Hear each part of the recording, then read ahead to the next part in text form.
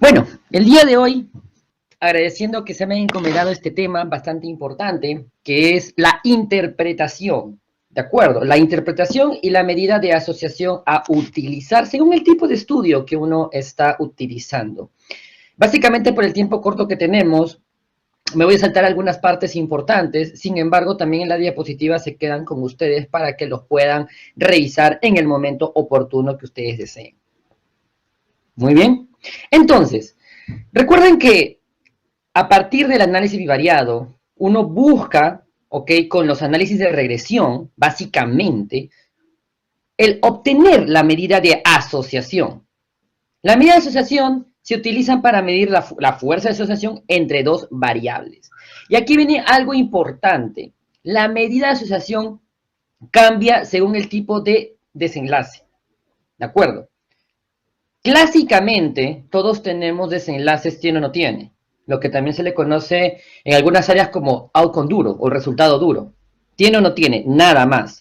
Sin embargo, podría por aquí haber la coincidencia de tener un resultado numérico, sobre todo numérico continuo.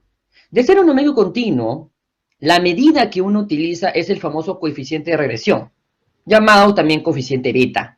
Y si el desenlace es dicotómico, clásico, ¿no? Que casi todos acá lo estamos usando, tenemos la razón de prevalencias, el odds ratio, el riesgo relativo y el hazard ratio. Estos son los cuatro clásicos que utilizamos. Hay más, pero estos son los básicos. Entonces, lo que ustedes tienen que recordar aquí primeramente es que cada medida de asociación es una división que ustedes deben recordar. La razón de prevalencia me compara dos prevalencias. El odds ratio compara los odds. Odds. Odds. No quiero usar el momios porque medio raro suena eso. Y el odds es el número de casos versus el número de no casos. Recuerden que tanto la prevalencia como la incidencia puede ser considerado algo parecido a una proporción, porque es una parte de un todo. Muy bien. El riesgo relativo, recuerden que compara dos incidencias.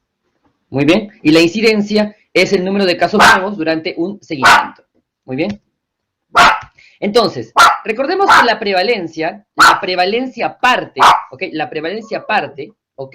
De que tenemos una población y en la población, por ejemplo, queremos ver la prevalencia de hipertensos, le tomamos a esta población la presión arterial, ¿ok? Y las cabecitas rojas son finalmente los hipertensos. Entonces, justamente, acá la prevalencia es una parte de un todo. Por lo tanto, 27 sobre 84, la prevalencia de hipertensos en esta población es 32,14%. En el caso de la incidencia, recuerden, la incidencia son casos nuevos. Muchas veces sinónimo, aunque no igual para algunos, pero muchas veces se usa como sinónimos de riesgo. No lo tengo ahorita, lo puedo tener después. Por lo tanto, si yo quiero ver incidencia, primero tengo que ver, a ver, ¿quiénes de aquí son hipertensos? Por ejemplo, estos de acá son hipertensos. Si son hipertensos en estos momentos, no puedo obtener incidencia de ellos porque ya lo tienen. Lo que busco es en sanos, por ejemplo, ¿no? ¿Cuántos pueden en un determinado tiempo tener la enfermedad? Entonces a ellos los descarto y se van. Entonces, de los que tengo, como la presión de acá a un año, por ejemplo, después de un año, y veo cuántos son hipertensos al año. 12 sobre 70, la incidencia es 17,14%, por ejemplo. Y finalmente, los odds es justamente lo mismo, ¿no? Tomo la presión, pero aquí ya no es una parte de un todo, mucho cuidado. Aquí es una parte sobre la otra parte, o sea, 27 entre 57, ya no es entre 84, por ejemplo.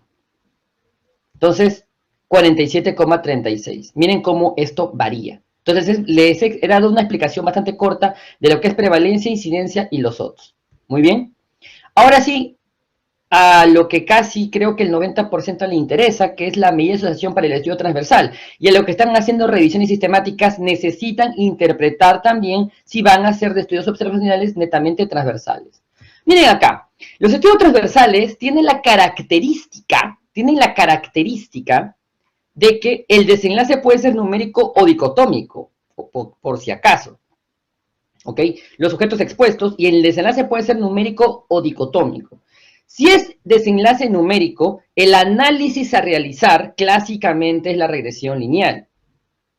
Pero si el desenlace es dicotómico, el primer modelo a probar es el modelo lineal generalizado binomial log.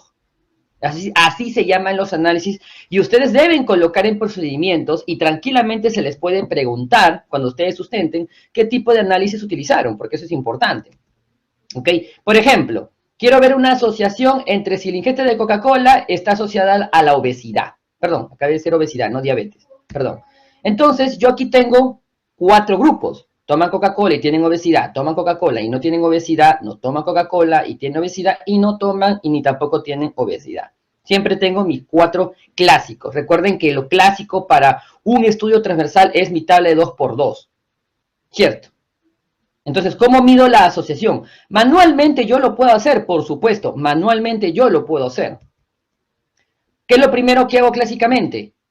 Mi famoso chi cuadrado, ¿no? Si cumple los supuestos de chi cuadrado, utilizo el chi cuadrado. Si no cumple los supuestos, la exacta de Fisher. El valor P que me dice es significativo. Sin embargo, no me da direccionalidad. Solo me dice que hay asociación y no me dice más. Pero ¿cuántas veces más? ¿Cuánto hay? No me dice. Entonces, para eso yo utilizo las famosas análisis de regresión, o también lo podría hacer a mano, ¿eh? Pero obviamente aquí nadie lo va a hacer a mano. Lo hace con programas estadísticos. Entonces, ¿cómo obtengo mi razón de prevalencia? Porque esto es un estudio transversal.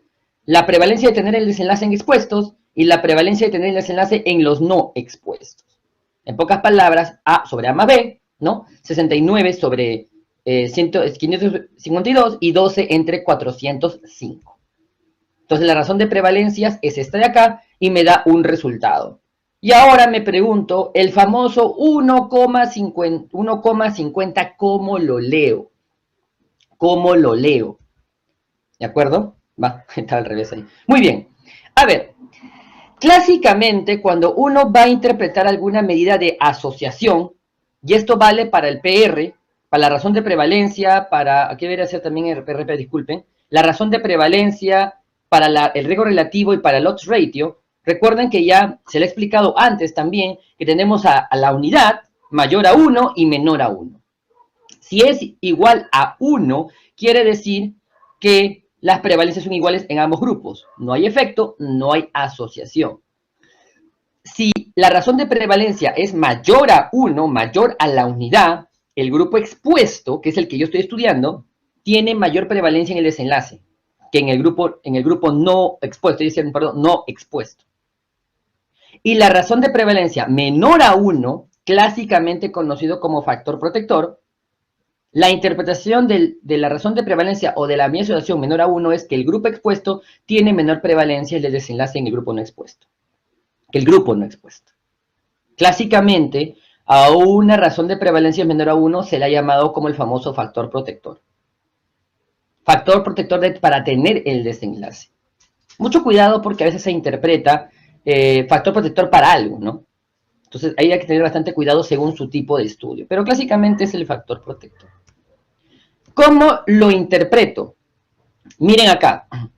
Si yo tengo una medida de asociación, por ejemplo, de 2,45, por ejemplo, tengo una medida de asociación de 2,45, esto puede ser interpretado como las famosas 2,45 veces. Otro es colocarlo a través de niveles porcentuales. El 2,45 veces también puede ser interpretado porcentualmente como 145% mayor. ¿De acuerdo?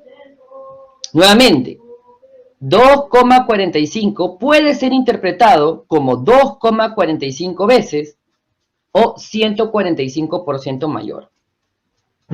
¿De acuerdo? Se le resta la unidad. Si es 0,5 lo que te sale, 50%. Por ejemplo, si es 1,5, 150%. Mucho cuidado con eso. Muy bien. Entonces, básicamente, recuerden que cuando yo voy a comparar una prevalencia de uno versus el otro, 18 contra 12%, tenemos 18 de 100 sujetos, por ejemplo, acá con diabetes en el grupo expuesto y 12 sobre 100 sujetos con diabetes en el grupo no expuesto. Comparo uno con otro y tengo 1,50, por ejemplo, que es lo que estamos viendo en el ejemplo. ¿No? Muy bien. Y acá, miren acá. Cuando ustedes obtienen un resultado, cuando ustedes tienen un resultado en la muestra, una razón de prevalencia, un riesgo relativo, un odds ratio, por ejemplo, en la muestra van a tener un número exacto, 1,50. Pero al momento de que ustedes están y van a extrapolar, van a hacer inferencia a la población, este valor no se va a quedar así, sino oscila entre valores. Entra aquí el famoso intervalo de confianza del 95%. Yo tengo un 95% de certeza o de confianza de que el valor del riesgo de la razón de prevalencia en mi población se encuentre entre este y este número. ¿Qué pasa si me tocara 1,50, pero en la población el intervalo de confianza va de 0,8 a 2,3?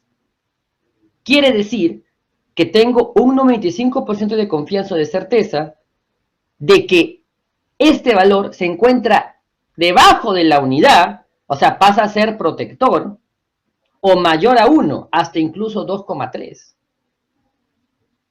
Obviamente, si cruza la unidad, pierde su significancia, su nivel estadísticamente significativo.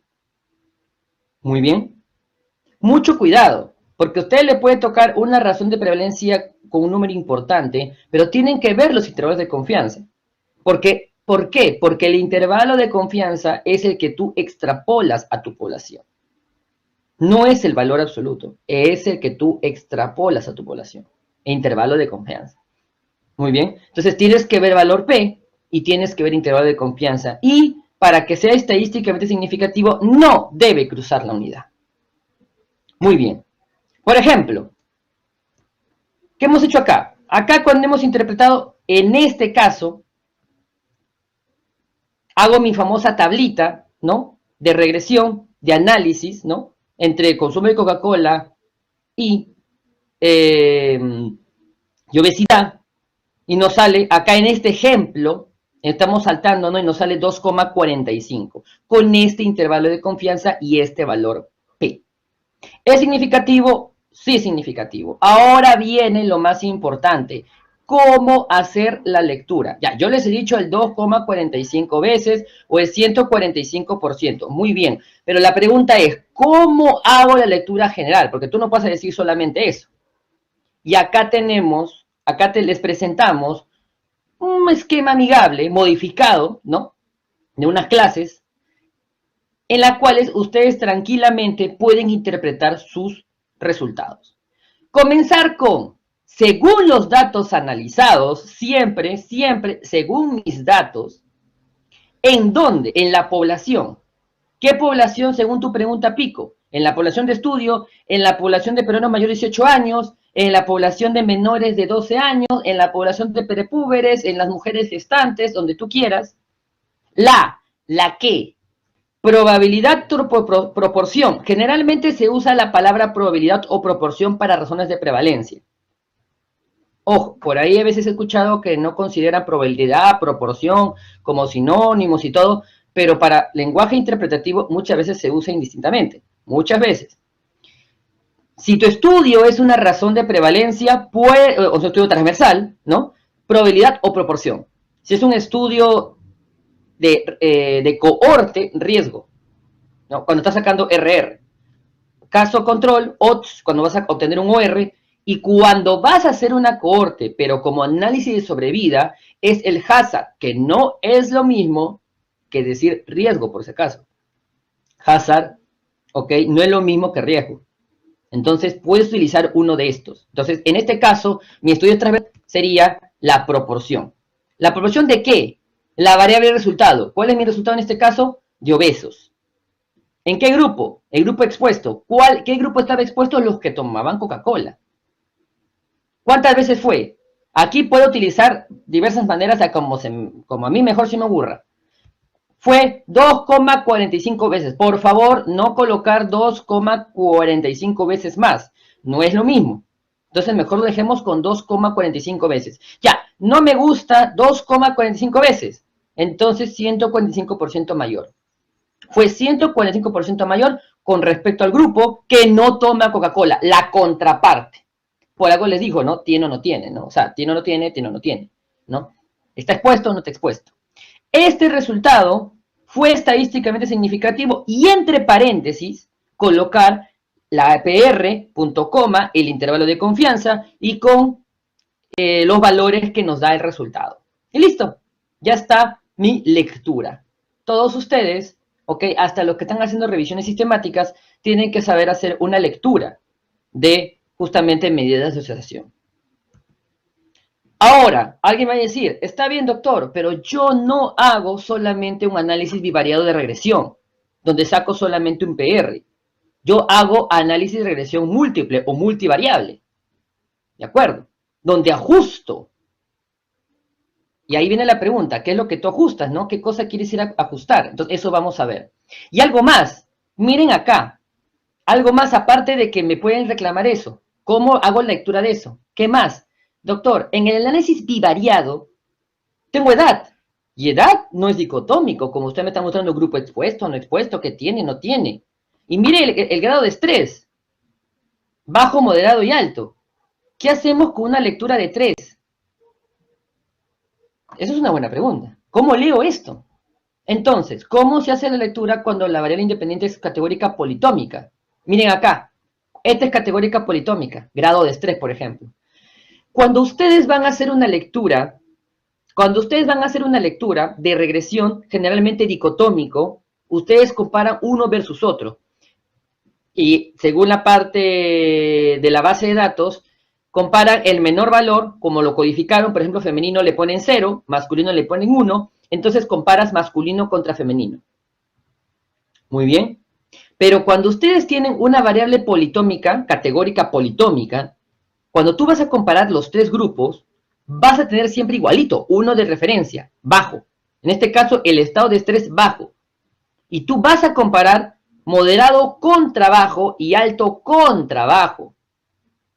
Contra bajo. No vas a comparar moderado con alto. No, no, no, no, no. Tú comparas moderado contra bajo y alto contra bajo. Entonces, ¿cómo haces la lectura?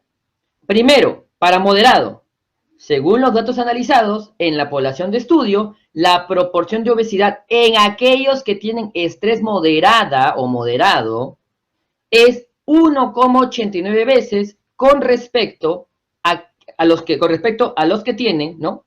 Estrés bajo. Recuerden que es el moderado versus el bajo. Esto fue estadísticamente significativo. Incluso acá me ha faltado poner PR igual, todo lo que está acá arriba.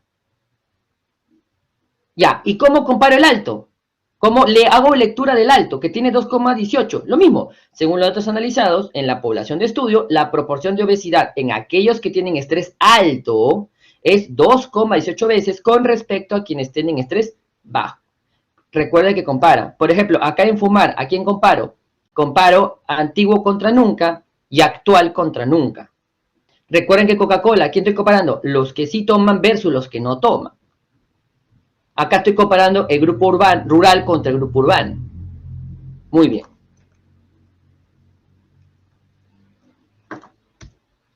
Y finalmente, cuando la variable independiente es numérica, clásico en el tema de la edad, tenemos 1,56. ¿Y yo con quién comparo esto?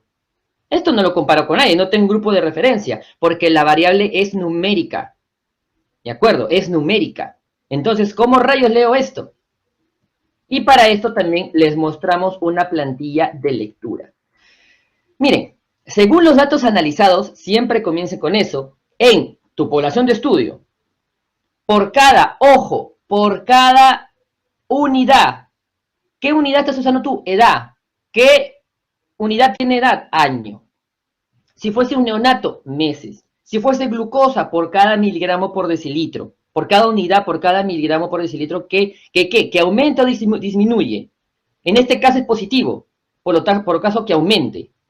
¿Qué cosa que aumente? La variable de exposición. ¿Cuál es la variable de exposición? la edad, ¿no? La edad es mi variable de exposición. Estamos hablando de razones de prevalencia. La probabilidad o proporción o probabilidad de qué? De ser obeso, bueno, desde ser obeso hubiera sido mejor acá, de ser obeso, aumenta en 56% mayor o 56% más, ¿ok? Aumenta 56% más. ¿De acuerdo? Nuevamente, acá, recuerden, 1,56. Esta es mi unidad. ¿Cuál es la unidad acá? En años. Entonces, esto justamente. Este resultado fue estadísticamente significativo, porque el valor P y el intervalo de confianza no pasa la unidad. Muy bien. Y así ustedes pueden reemplazar para que suene mejor. ¿Pueden un poquito variar? Por supuesto que sí. Pero la idea es que cuando ustedes lean una variable numérica, tienen que interpretar justamente por cada unidad que aumente o que disminuya. La proporción de obesos aumenta en cuánto. En este caso aumenta en 56%, por ejemplo. Acá más que todo 56% mayor, sería mejor 56%, ahí había un error. Aumenta en 56%. Doctor, y si fuese negativo, disminuye en. Por ejemplo, por cada año que aumenta la edad, si fuese la razón de prevalencia menor que la unidad, sería la proporción de obesos disminuye en. Por ejemplo, todo depende del valor de la razón de prevalencia. Muy bien. Y finalmente, ya para ir acabando, porque estamos contra el tiempo, en la regresión multivariable, obviamente yo conozco mi fuerza de asociación. Sin embargo, hay que considerar si esta asociación solamente es por las variables que yo estoy estudiando. Por ejemplo, el consumo de Coca-Cola con la obesidad. Esta asociación que he encontrado, este 2,45 que tengo de mi análisis, ¿es básicamente de esta asociación o hay otras variables que no he tomado en cuenta que pueden estar jugando un rol participativo acá y que pueden estar sesgando mis resultados? Para eso yo tengo que considerar las famosas variables confusoras, que juegan un rol importante acá. Sabemos que los que beben alcohol también consumen Coca-Cola y los que beben alcohol también tienen obesidad. Los que tienen mayor edad, se sabe que a mayor edad consumen más Coca-Cola y a mayor edad tiene más riesgo de tener obesidad. Lo mismo con el sexo, lo mismo con el grupo, me refiero urbano-rural, y el grado de estrés. Por lo tanto, miren acá, tenemos varias variables que pueden estar jugando un rol importante dentro de la asociación entre el consumo de Coca-Cola y obesidad.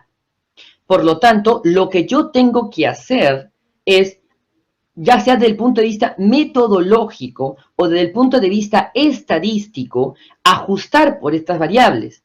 Ya, ¿qué quiere decir ajustar? A pesar de que tenga un grado de estrés alto, moderado o bajo, a pesar del sexo, a pesar de la edad, a pesar de que beba o no beba alcohol, los que consumen Coca-Cola sí o no están asociados a obesidad. Eso significa ajustar. Y clásicamente para poder evaluar la confusión se hace en estadística, estadísticamente hablando, pero también se puede hacer por si acaso en la parte metodológica clásico con los criterios de inclusión y exclusión. Muy bien. Otros conceptos importantes, la variable modificadora de efecto, la variable de interacción y la variable mediadora. Bueno, la verdad es que me parece que hablar de variable modificadora de efecto, hablar de variable de interacción, hablar de variable mediadora es ir a un terreno bastante pantanoso, al menos para mi gusto. Por lo tanto, vamos a dejarlo del momento por el concepto de variable confusora. También por ahí escuché que una vez me preguntaron si variable modificadora de efecto y interacción es lo mismo. Realmente no lo son. Desde el punto de vista epidemiológico no son lo mismo. Entonces, mejor nos metemos con eso y lo dejamos por ahí y nos agarramos con variable confusora por el momento. Doctor, y en factores asociados, igualito. Tus factores asociados son factores asociados a obesidad. Esto. La única diferencia es que no se tratarían, claro, tanto como confusoras, sino todos como factores asociados. E igual tú tienes que ver si la asociación entre, por ejemplo, beber alcohol y obesidad no depende de las otras variables. Entonces tienes que ajustar por el resto. Sexo, para ver si está asociado a obesidad, tienes que ajustar por el resto. Estado de estrés, tienes que ajustar por el resto. Entonces, esto vale tanto para factores asociados como cuando vas a ver solamente una asociación. ¿Ok? Muy bien. Y aquí viene la lectura. ¿Cómo hago la lectura en una parte de la parte de regresión múltiple, ¿ok? En la parte de regresión multivariable, ¿ok? Acá, por ejemplo, vamos a solamente hacer lectura del consumo de Coca-Cola, que es el variable que nos interesa, pero tranquilamente tú puedes hacer lectura de cada uno de ellos, ¿ah? Básico para los factores asociados, que hay muchos que están haciendo. Lo mismo, en la aprobación de estudios, la proporción de obesos en el grupo que toman Coca-Cola fue ¿cuánto? 50% mayor, porque ahora es ahora ¿cuánto es? ¿Cuánto ha cambiado? Miren, de 2,45 al ajustar, por el resto bajó a 1,50. Entonces, fue 150% mayor, así quiero interpretarlo yo, no quiero hacerlo con veces, con respecto al grupo que no tomaron Coca-Cola. Comparo ambos. Ahora viene lo importante, ello fue ajustado, ¿por qué? Por las variables, esto fue ajustado por las variables edad, sexo, periodo de alcohol, estado de estrés y grupo. A algunos les gusta poner, ello fue ajustado por las variables confusoras, pero sería bueno mejor poner por cuáles has ajustado, ¿no? Porque también existen los modelos anidados que probablemente por ahí veamos, entonces mejor especifícame por cuáles has ajustado. Este resultado, lo mismo, fue estadísticamente significativo, bla, bla, bla, bla, bla, bla. Muy bien. Entonces ya tienen la plantilla para poder reemplazar. Lo importante es saber, y nuevamente muchas veces veremos los que interpreten variables numéricas e interpreten variables dicotómicas. Existe un clásico de categorizar todo, así que ahí solamente te tomarías la molestia de interpretarlo politómico. Muy bien. Y finalmente los análisis estadísticos, ya para acabar, estoy diciendo creo que 3 veces eso, para cuando tú tienes una variable numérica, regresión lineal. Ojo, para todos, cuando tú tienes una variable dicotómica, utilizas un modelo lineal generalizado enlace log de la familia binomial. ¿What? Sí, así se llama. Y cuando no funciona, recién utilizas la famosa conocida regresión de Poisson con varianza robusta. O sea, en el Stata, que es mi favorito, ustedes colocan su enlace y comienzan cuando hacen una regresión, ¿de acuerdo? Para obtener una razón de prevalencia, ustedes utilizan un modelo lineal generalizado log binomial. Sin embargo, el problema del modelo lineal generalizado log binomial, ¿ok? Que largo, es que no converge. A veces no converge. Corre y no converge. Ojo, vuelvo a repetir, el modelo lineal generalizado, log binomial, o el log binomial, mejor lo llamo así, fue creado para obtener razones de prevalencias. Entonces, es el primero que cada uno de ustedes que está haciendo estudios transversales tiene que poner a prueba. De no converger, que generalmente sucede en el 80% de los casos, pero no en el 100%, pasan recién a la regresión de Poisson con varianza robusta. Pero la regresión de Poisson con varianza robusta fue creada para variables de conteo. 1, 2, 3, 4, 5, 6, números enteros. No para numéricos continuos, por si acaso, para numéricos continuos es regresión lineal. Conteo. Por eso se utiliza para incidencias o tasas de incidencias. La pregunta es, y yo lo he hecho también, ¿por qué utiliza regresión de Poisson con varianza robusta si fue creado para variables de conteo? Y a veces el alumno no contesta. ¿Por qué? No, es que ese se utiliza para la razón de prevalencia. No, no se utiliza. El que se utiliza es el log binomial. Ah, pero por juegos matemáticos, tú puedes utilizar la regresión de Poisson con varianza robusta para obtener razones de prevalencia cuando no te funcione el log binomial. Aquí tiene la explicación que lamentablemente por tema de tiempo ya no lo puedo hacer, ¿ok? Sin embargo, yo les invito a que ustedes cuando van a hacer su análisis de regresión, hagan primero el log binomial. Y si el log binomial no converge, recién a la regresión de Poisson. Y si ustedes están sustentando, tienen que saber por qué han hecho regresión de Poisson. Y explicar, lo he utilizado por esto y por el otro. Como estamos discutiendo temprano, tranquilamente les podemos pedir la base de datos y correr solo por fastidiarles la vida, en el buen sentido, claro, porque ustedes deben aprender, ver si ha convergido o no el log binomial. Si convergió, ¿por qué es otra regresión de Poisson? Tenías que haber utilizado el log. Bueno. Muy bien. Bueno, y acá justamente al utilizar la relación de Poisson y obtener esto en el stata, ¿no? Que es mi favorito, como voy a repetir, vas a obtener todos estos, ¿no? Para poder interpretar el desenlace, la variable, el valor P, el número de pacientes analizados, etcétera, etcétera. Muy bien, listo. Me parece que ya no me queda tiempo para poder explicarles los ratios. Sin embargo, me parece que con la explicación y con la plantilla de interpretación que yo les he hecho, ok, con mucho gusto, y lo hemos hecho realmente en el INICIP, eh, modificándolo, ¿no? De los cursos de Bisalud, entonces esperemos que sea de bastante utilidad para ustedes, ¿ok? Eso es todo y muchas gracias por el espacio. Gracias, doctora Consuelo, gracias y felicitaciones también a Rubén por la excelente presentación y a Magister Víctor Vera por la última presentación, en realidad, de interpretación de asociación, ¿no? Vamos a conversar un ratito con los asesores presentes y también nos acompañan expertos en bioestadística, ¿no?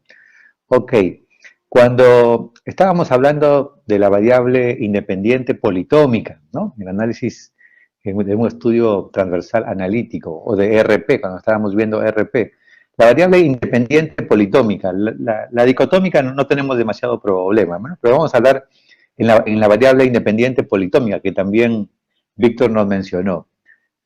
Tanto en una como en otra, en la dicotómica y en la politómica, es importante mencionar cuál es el punto de referencia, ¿no? Siempre estamos hablando de un punto de referencia. En la dicotómica no hay mucho problema, es mucho más práctico. La pregunta sería, ¿cómo elijo la categoría de referencia? Porque eso es muy importante para el análisis y el resultado, ¿no? Así que me gustaría entonces poner ese punto a charlar, a ver si Wheeler quiere participar, Rubén quiere participar, Ofelia quiere participar, Luis también está con nosotros, Luis Roldán quieren participar. ¿Cómo elegimos entonces la variable de referencia, ¿no? La categoría de referencia en una variable politómica? Adelante, adelante. Wheeler.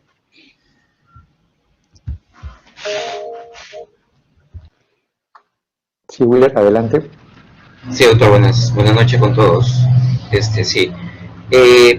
Una de las formas de elegir la categoría de referencia es generalmente podemos ver el menor porcentaje del evento de interés en la variable dependiente, ¿no? Con respecto al factor, ¿no? Algunos dicen la categoría de referencia es el menor riesgo, el menor porcentaje, el menor riesgo, ¿no? Eso podría ser un criterio que podríamos utilizar, ¿no? Y esto también tenemos que tener en cuenta que tiene que ser coherente con la parte clínica, ¿no? Eso es fundamental, ¿no? Esa es una de los criterios, ¿no?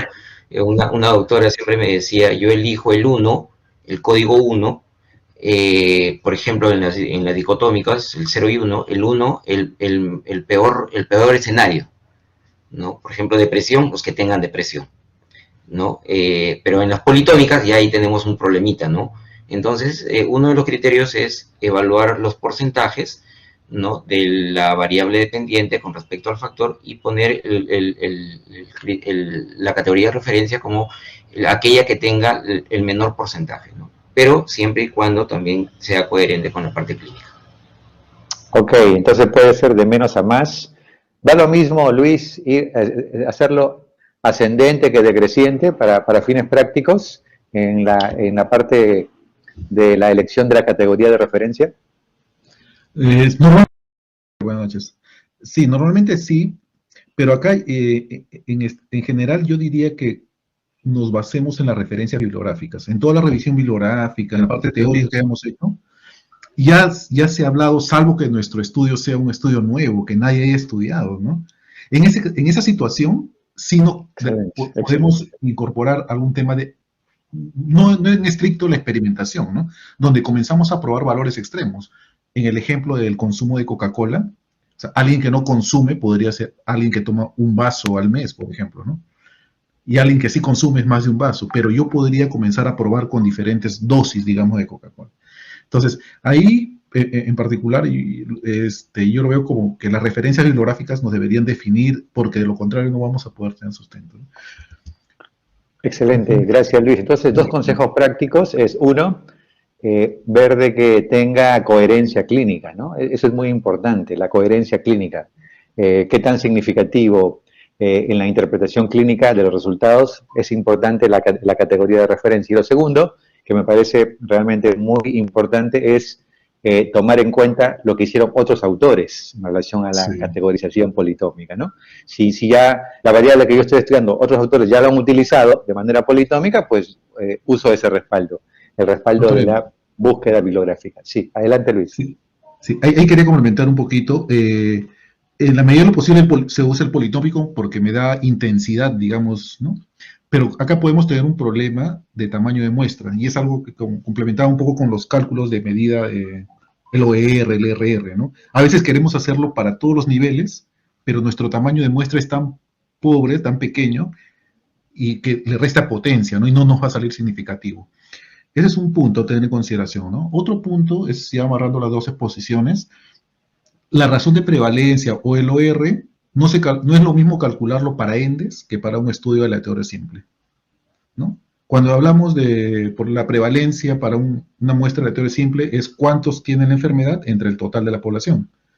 Pero cuando es un estudio como ENDES, y ahí viene a intervenir la muestra, ¿no? El diseño de la muestra compleja que se ha determinado. Entonces, el OR, la regresión de Poisson, y todo eso se tiene que ajustar por el diseño muestral.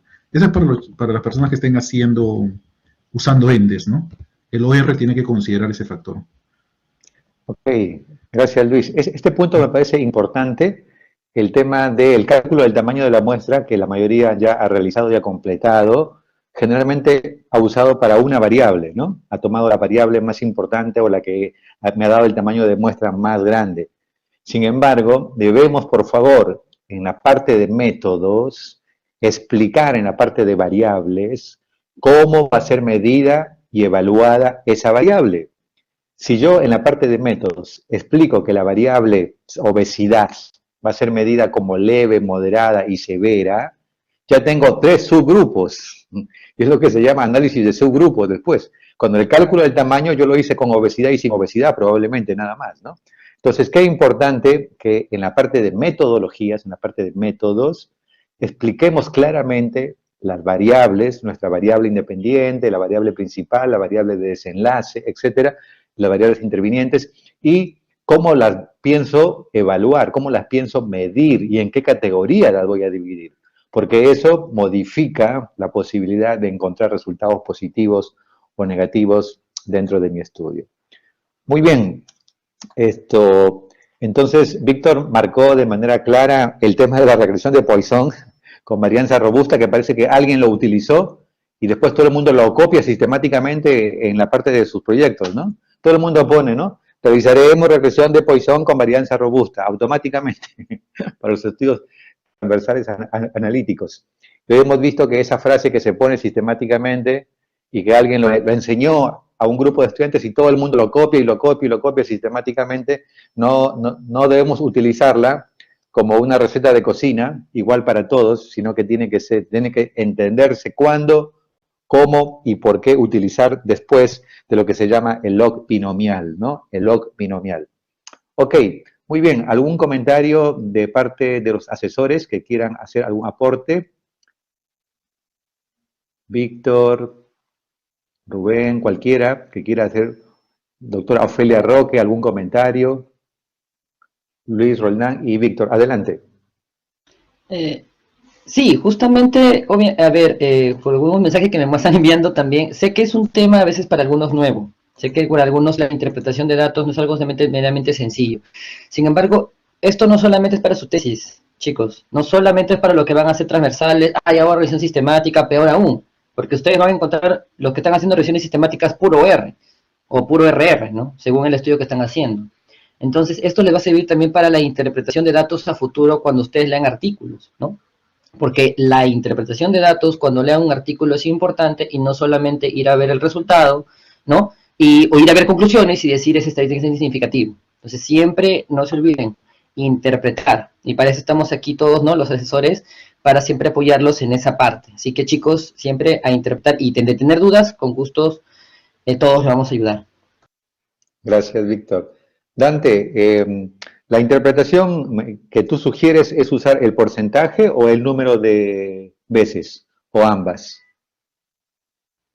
Bueno, lo que se estila hacer, buenas tardes con todos, buenas noches con todos, siempre cuando el OR o el ERR o el PR es mayor a 1, suele entenderse mejor de manera, las veces en las que es más, ¿no? Por ser una razón, por ser una división de dos valores, entendemos una razón como las veces en las que un valor está contenido dentro de otro, ¿no? Por ejemplo, si me sale un RP de 2, es que un grupo tiene el doble de riesgo o tiene 2 veces el riesgo. Sin embargo, cuando el RP es menor de 1, ahí quizás ese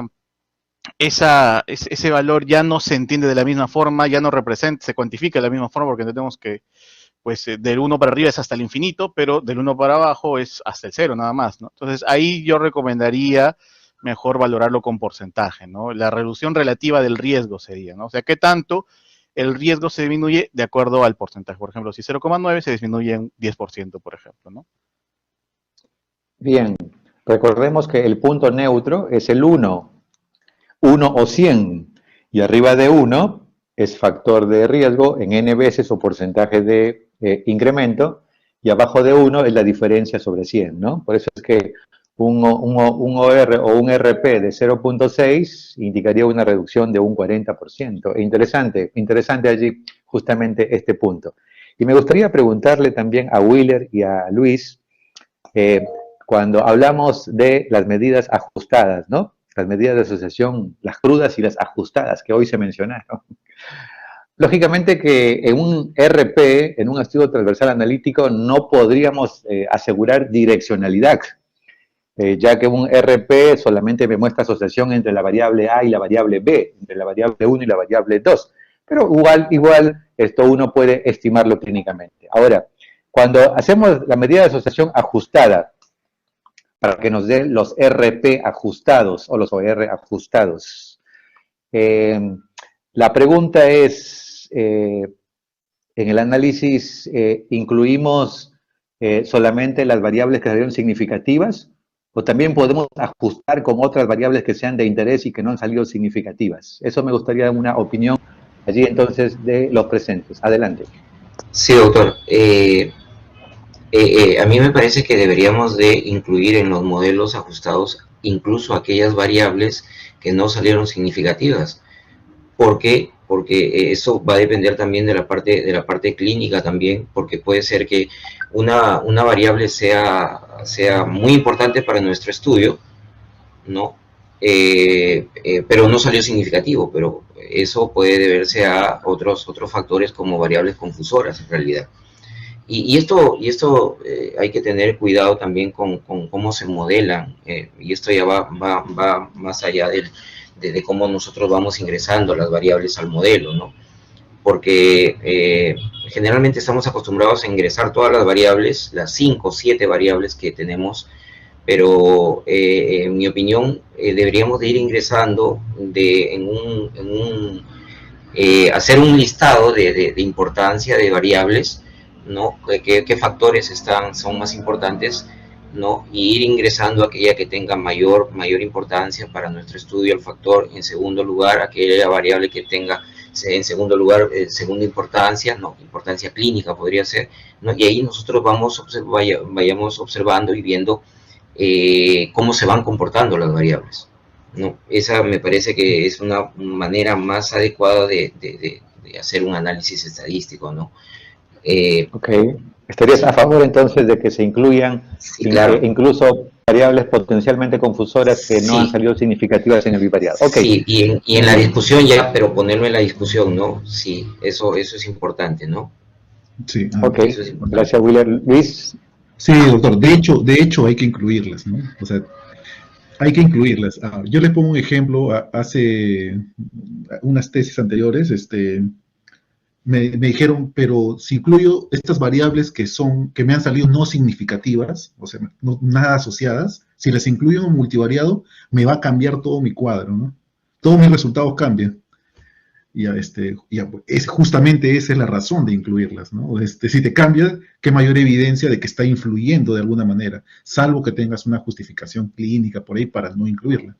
Pero algo está sucediendo, ¿no? Entonces, lo que también sucede, lo que bien dice Wheeler, a veces hay que ir probando también. Si el costo de obtener la variable en el futuro, principalmente con fines de predicción, ¿no? Si el costo es muy grande y no contribuye mucho, bueno, la excluyo, ¿no? En la medida de lo posible tratar de incluir todas, salvo que ya tenga evidencia de que no existe nada de asociación, ¿no? Pero sí, buscar incluir todas. Gracias, Luis. Sí, doctor, quería agregar lo que dicen los colegas. Es cierto, nunca debemos, hay que considerar siempre todo, esa es la regla del protocolo estadístico, porque hacemos siempre un análisis exploratorio con todas las variables, y ahí vemos el aporte o no aporte de cada una de ellas, ¿no? Y efectivamente son hallazgos que a veces encontramos, pensamos que no aportan, pero sí están aportando esas variables.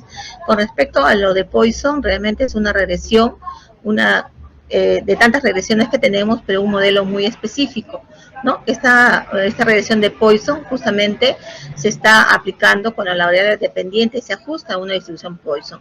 Poisson y la binomial son distribuciones de una variable categórica, ¿no? Que puede tomar dicotómica, que es el caso de binomial, y Poisson cuando se toma cuando estamos tomando, por ejemplo, el número de accidentes, número de personas que tienen un infarto, ¿no?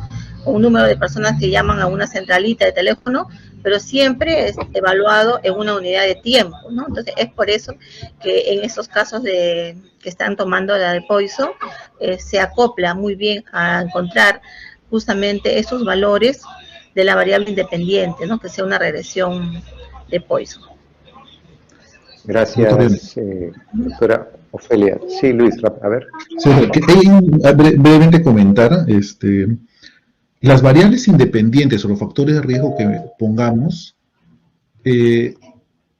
algo que puede afectar mi modelo final o la estimación de mis intervalos de confianza es cuando esas variables, esos factores de riesgo están relacionados. Y eso es lo que en estadística le llaman colinealidad, ¿no? La famosa colinealidad. Claro, en algunos casos no se puede detectar o evitar, pero sí hay que tener mucho cuidado, porque a veces ponemos dos variables que son parecidas o miden lo mismo, que me afecta en la medición del RR o el OR, y sobre todo en su intervalo de confianza, ¿no? Parecen algunos indicadores que se pueden usar a la hora de modelamiento, pero bueno, quería comentar de todas maneras para tener ese cuidado, ¿no? Ok, gracias, Luis. Adelante, Sí, doctor. Luego la doctora Verónica. También de acuerdo con los colegas que mencionan que se debe, desde el punto de vista como es un análisis multivariado, debemos considerar todas las variables, ¿no? Asimismo, sería importante verificar que teóricamente incluyan las variables que estén asociadas con la variable dependiente, ¿no? Y muchas investigaciones consideran variables en teoría que no tienen ninguna asociación, ¿no? Entonces, en principio estoy de acuerdo que se incluya todas las variables en ese análisis multivariado. Asimismo, cuando se hace análisis multivariado, ¿no? Se debe también probar los supuestos del modelo, ¿no? Muchas veces no se considera eso. Entonces, los supuestos del modelo se está omitiendo, ¿no?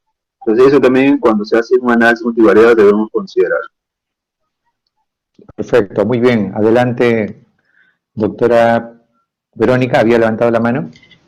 Sí, justamente mi comentario iba hacia eso, ¿no? En el análisis multivariado tienen que ser consideradas todas las variables, justamente porque usamos presencia, ausencia y la dispersión en el espacio, ¿no? Para que la gráfica realmente represente nuestros datos que estamos analizando.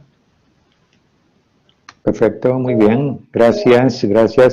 Ok, a ver, está Víctor Manuel Loaiza, adelante. Gracias, doctor Johnny. Yo solamente quiero remarcar que todo lo que estamos conversando, los modelos y las variables, tiene una base teórica, por lo cual el capítulo 2 del protocolo, que es la base teórica, es nuestro marco que nos lleva a buscar esta relación. Muchas veces quieren hacer relaciones, pero el marco teórico es tan poco o tan vago que no sé cómo hacen las relaciones cuando el marco teórico no sustenta lo que dice el protocolo. Entonces, antes de hacer todo esto, básico es una buena teoría y saber la relación que ya está determinada en los libros o las revisiones. Perfecto, eso confirma lo que siempre decimos, no podemos hacer investigación de tesis si no antes hemos hecho una buena investigación bibliográfica, ¿no? Excelente. Dante, adelante. Sí, doctor, para complementar lo que dice el doctor Manuel, en algunos casos se suele hacer el gráfico acíclico dirigido, que es como que una graficación, un gráfico de los factores que pueden ser confusores ya desde el diseño del estudio, en el que si yo planteo que yo quiero ver una asociación entre dos variables, plantear desde la teoría cuáles van a ser los potenciales confusores y a partir de eso, con un criterio epidemiológico, podrían considerarse incluir en el modelo multivariado, incluso cuando probablemente no haya asociación en el bivariado, ¿no? Sería otro criterio para agregar variables al modelo multivariado, al ajuste de variables. Ok, muy bien, gracias. Magister Víctor Vera, hemos visto que esto es un tema muy interesante y nos queda todavía ver el tema de los OR, ¿no? Del odds ratio. Sí, para la próxima clase. Sí, definitivamente es un tema bastante claro. Incluso ahí ya cada asesor seguramente conversará con sus alumnos, ¿no? Como una vez comentamos en el curso de especialización del profesor Wheeler, para hacer Poisson, regresión lineal o binomial, regresión logística, lo que quieras, tienes que cumplir supuestos de tu variable, ¿no? Los supuestos de tu variable, ¿no? Y es algo que no se ha tocado, incluso la multicolinialidad, ¿no? Así que esos temas son importantes porque justo el apoyo que le estamos dando también en estas clases es para que ustedes usen todas las herramientas que tengan y puedan ver, ¿no? Cumple o no cumple los supuestos, cómo se interpreta esto, por qué has hecho este análisis, por qué has sacado esto, etcétera, ¿no? Así que sí, es un mundo bastante complejo pero bonito. Y siempre esto les va a servir, como siempre digo, ¿no? Muy bonito. Gracias, Magister Víctor, Rubén. Me pareció muy interesante el formato de la interpretación, ¿no? Porque eso es lo que les cuesta siempre, cuando ponen sus cuadros bivariados y multivariados y le decimos, interprétanos qué significa con tu variable, se acabó el mundo, ¿no? Entonces, ese formato que compartiste aquí, Víctor, me parece muy interesante justamente para lo que significa la interpretación de los RP, del intervalo de confianza y del valor P, que cada uno indica un concepto diferente y que debemos saber interpretarlo. Muy bien, para terminar, Rubén, en las bases secundarias, en los estudios de bases secundarias, ¿alguna recomendación especial en relación al cálculo del RP que hoy hemos visto? Claro, ahí doctor, en principio, ¿no? Para ya empezar a trabajar con bases secundarias es importante evaluar si el tamaño, es decir, obtener el coeficiente de variación de esa base de datos para asegurarnos que nuestro tamaño de muestra es confiable, ¿no? Para seguir avanzando. Eso sería lo principal, lo primero. Esa sería la recomendación, doctor, obtener el coeficiente de variación.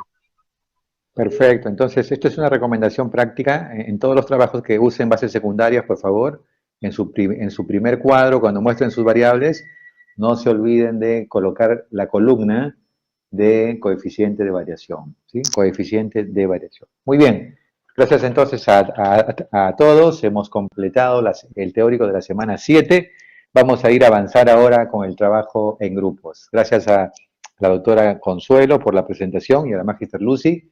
Avanzamos entonces ahora con el trabajo en grupos con cada uno de los asesores. Buenas noches con todos.